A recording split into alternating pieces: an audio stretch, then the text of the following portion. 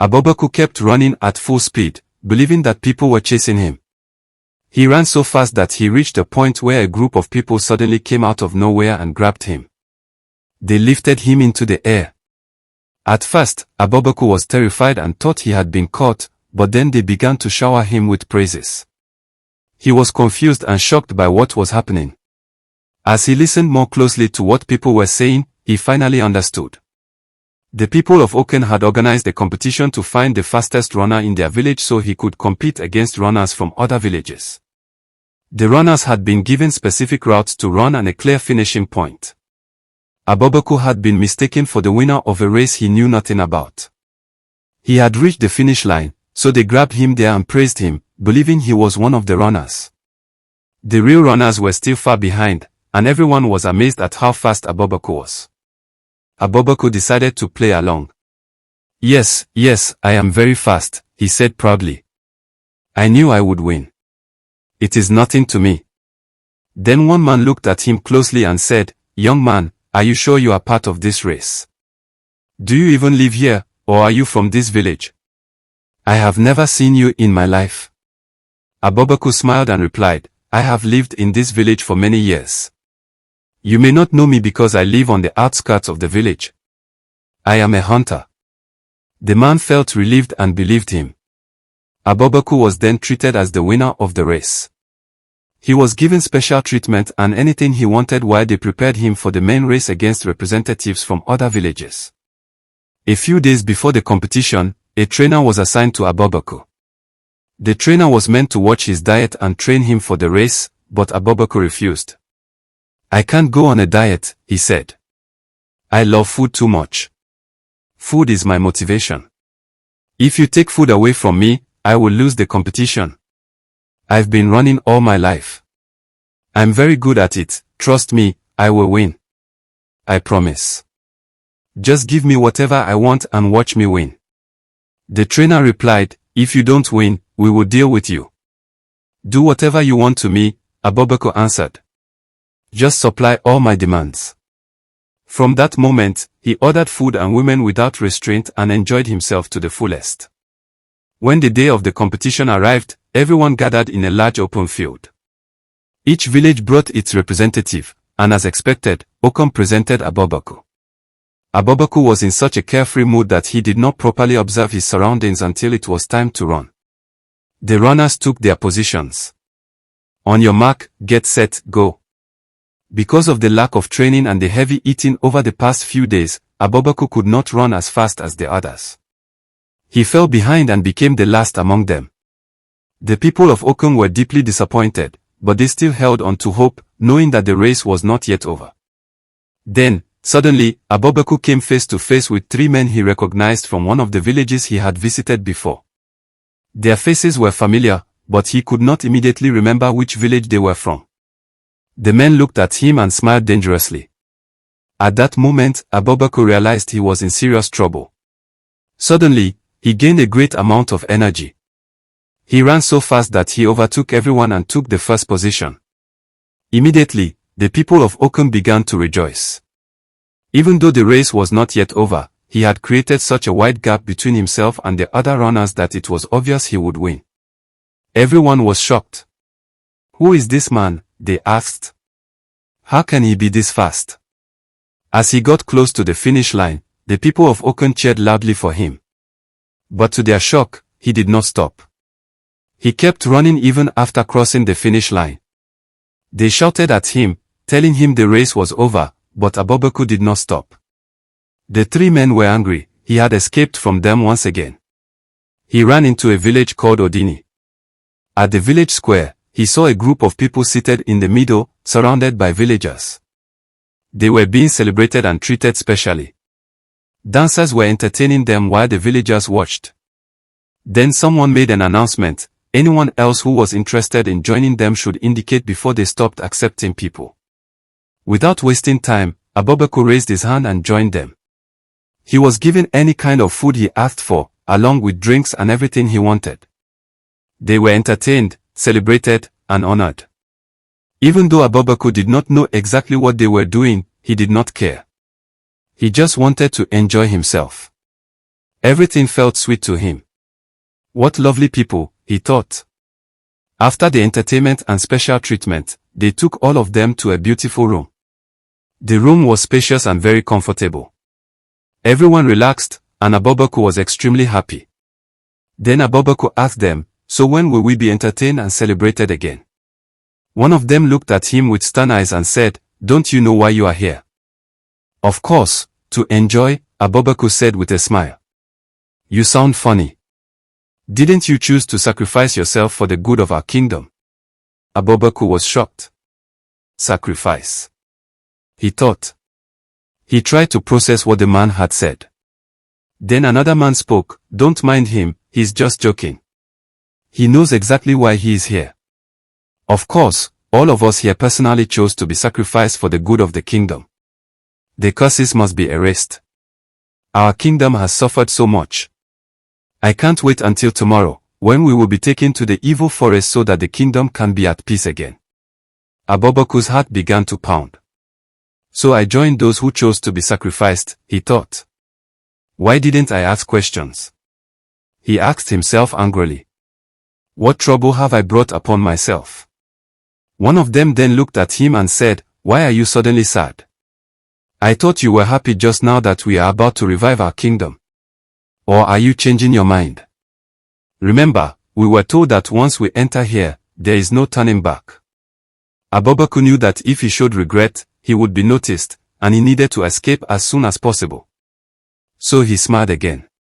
"Change my mind? Why would I do that? I am not a coward. Can't you see how much suffering there is? I will gladly give my life to the soil that gave birth to me. Even if everyone else changes their mind, I never will. I was born for this. If my death will revive our kingdom, I would die 1,000,000 times. In fact, tomorrow is too late. Can't we be taken to the evil forest right now? There is no time to waste." He then stood up and said, "Let me go and ease myself. You know we drank a lot." He left the room and tried to use the back door. As soon as he opened it, he saw 2 guards standing there. They looked at him and told him to go back inside. "No one leaves until tomorrow," they said. Abobaku replied with a smile, "Come on, my friends. I willingly chose to sacrifice myself for the good of our kingdom. What makes you think I would want to run away? I only want to take a walk and see my beautiful kingdom before I die in peace." The guards answered, "We know it was your choice, and we honor and respect you for it, but we are acting on orders." Abobaku went back inside, angry. Fear filled his heart. "Is this how I would die?" he thought. When the day came, they were brought out of the room and taken to the shrine. Incantations were performed to prepare them for being sent into the evil forest as a sacrifice. After the rituals, the villagers escorted them to the evil forest. When they arrived, they stopped 100 meters away from the forest. They were told to enter one after the other. They went in one by one, and Abobaku was the last. He walked the entire 100 meters. When he reached the entrance, just one step into the forest, he noticed another path leading into a different bush, not the evil forest. He looked back at them, then slowly turned toward that path and suddenly ran off at full speed. The guards chased him until he disappeared from sight. He was gone. He ran into a new kingdom called Kure. As soon as he reached the entrance, guards surrounded him. Abobaku was frightened, but instead of arresting him, the guards bowed at his feet. He was shocked. Why are they bowing to me? He wondered. One of the guards then said, "My king, welcome back home. We have waited for so long. We thought you had died. We are glad you are back." After a while, Abobaku realized that the real king of Kure had gone on a spiritual mission to cleanse the land. He also realized that he looked exactly like the king, so the guards believed he was him. They lifted him up and led him into the kingdom, singing praises. When the villagers saw Abobaku, they rejoiced and shouted, "Our king is back! Our king is back!" They took him to the palace. The elders welcomed him, the servants bowed, and everyone was happy.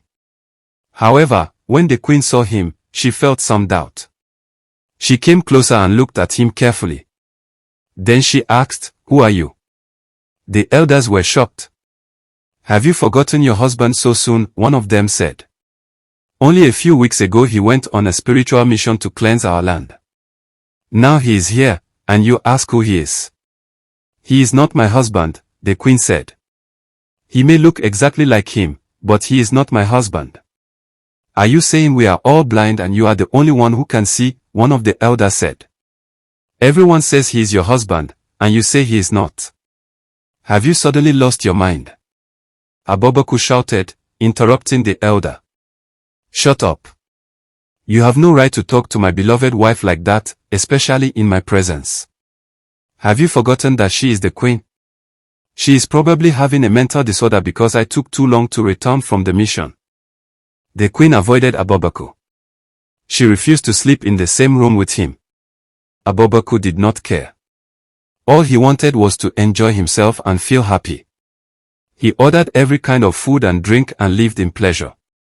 Whenever the chiefs and elders came for meetings, he cancelled them so they would not discover that he was fake.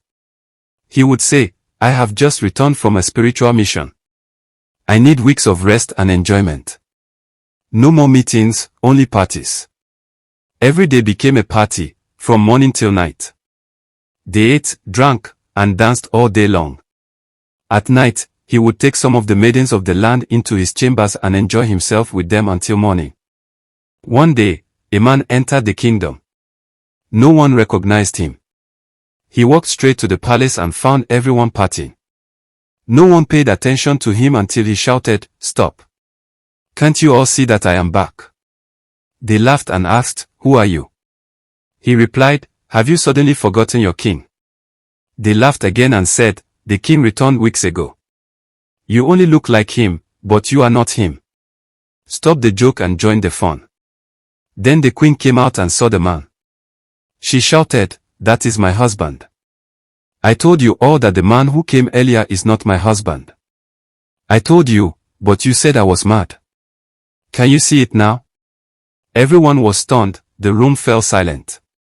She went closer and hugged her husband tightly. When they looked around, Abobaku was nowhere to be found. They searched everywhere in the palace, but he had disappeared. Abobaku saw the man the moment he arrived. He noticed the resemblance and the aura he carried, felt that he was the real king, and ran for his life. Once again, Abobaku had fled. He stumbled into a village at night. He walked for some time before he found an empty room. The room was well furnished but deserted, with only a mat inside. He entered the room and slept there. When he woke up the next morning, he discovered that the room had been surrounded by villagers. They were kneeling and bowing in worship. As he tried to peep outside, someone saw his face and shouted, "Hey! You there, who are you?" Everyone lifted their heads in shock. The man continued, "Don't you know this is our sacred altar where we keep our God, the Almighty Ajokan? No human being is allowed to step into this altar except the one who takes care of it. You have broken the rule, and you must die." Immediately, everyone shouted together, "You must die! You must die! You must die!" As the man ordered the guards to seize him, Abobaku raised his hand and commanded them to stop and listen to him. When they became quiet, he said, "Do you want calamity to fall upon you all? Do you want to feel my wrath?" They were shocked by his boldness and wondered who he could be. He continued, "I, the Almighty Ajokan, decided to come to you in human form so I could feel your pain and help you better. And now you want to kill me, your own God. Are you so blind that you cannot see that I am your God, the Almighty Ajokan, in human form?" Immediately, everyone knelt down and bowed, including the man who had spoken and the guards. While on his knees, the man pleaded, "Our God, Almighty Ajokan, we are sorry. Please forgive us. We did not know that the Almighty Ajokan loved us so much that he would come to live among us as humans in order to feel our pain. We beg you to pardon us, for we did not know what we were doing." Abobaku looked at them sternly. "I knew it," he said. "I knew this day would come, the day you would try to kill your own God. I created you, so I know your hearts and your minds. I know what you would do, when you would do it, and how you would do it. I forgave you a long time ago, even before you asked. What do you really know? You are only creatures. Then he asked, where is your king? The man replied, he is in his palace. Abobaku smiled. So he thinks he is too great to come and worship me. Take me to him now, he ordered. They took him to the king immediately. When Abobaku entered the palace, he saw the king sitting on his throne. Angrily, he commanded, get down on your knees and worship me. The king was shocked and asked, who are you? At once, the people who brought Abobaku spoke to the king. This is our God, the Almighty Ajokan. He came in human form to live among us and to feel our pain. Without asking any more questions, the king came down from his throne and bowed. I am sorry, Almighty Ajokan, he said. I acted out of ignorance. Please forgive me, for I know nothing. Abobaku smiled. I know you more than you know yourself. I knew you would ask who I am. I will forgive you, but from now on, never question me again. The king replied, yes, my God. I will never do that again, I promise. Thank you for coming among us. We are truly blessed. Abobaku then sat on the throne. He said to the king, go to the kitchen and tell the cook to bring me food. The king did exactly as he was told. Abobaku ate all kinds of food and drank many drinks, while the people kept bowing and worshipping him. Abobaku lived as if he were the king. He commanded the real king around like a servant. He demanded the fastest livestock, the quickest goats, and the finest farm produce. He spent weeks enjoying himself in luxury. After some time, a severe drought struck the kingdom. The elders gathered, weeping. O great Ajokan, the king pleaded, our crops are dying. Command the clouds to bring us rain, or your creatures will perish. Abobaku, chewing roasted meat, replied casually, this is just a small test. You people cannot endure it. I am testing you. I will bring the rain in due time. For now, bring all the stored food and livestock you have at home. Bring them to me and trust me. The more you complain, the longer I will delay. The people lived in terrified worship, afraid to disobey. Days later, after hunger had taken its toll, the villagers gathered at the palace and began shouting at Abobaku. Prove yourself. If you are truly our God, command the rain now. We have suffered too much. Make us ill again. Abobaku replied, I told you, the more you complain, the longer the delay. You dare not challenge me. For the first time, the king summoned courage and spoke. What a useless God you are. You cannot be our God and let this happen. You said you came to feel our pain and help us through it, yet now you neglect us and mock us. Command the rain this minute, or we will send you back to the spirit world where you belong. The people shouted in unison, command the rain now. Command the rain now. Abobaku became terrified. He knew the situation could turn dangerous, the people were angry. He quickly calmed them and said, you are right, my people. I almost forgot that you are humans, my creatures, and cannot endure like the spirits. I will send the rain tonight. Go home and rejoice, for your breakthrough has come. The people were overjoyed and left. That night, Abobaku waited until it was dark, then sneaked out of the palace and ran away. Oh no! Abobaku has run again. When will he stop running and face his fate? Watch out for Season 7.